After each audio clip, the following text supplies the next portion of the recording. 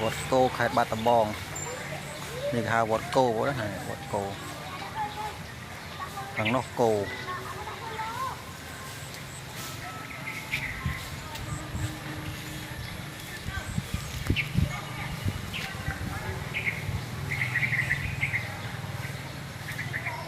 ข้างนอกเรียกว่าเฮียข้างในตลาดชั้นบายบาย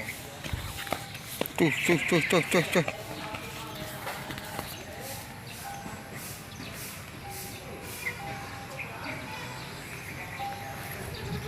เห็นหน้าหมาอ๋อเห็นหน้าหมา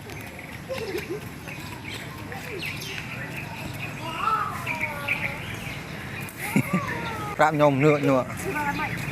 เห็นหน้านัวหมา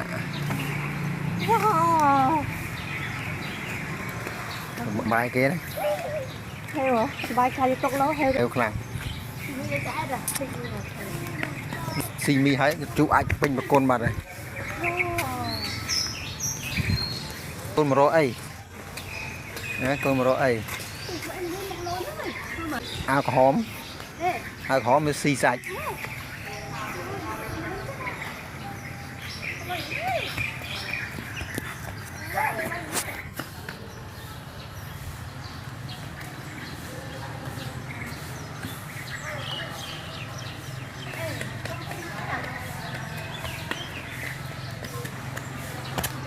trời sầm bài cái đó lẹ lúc đó còn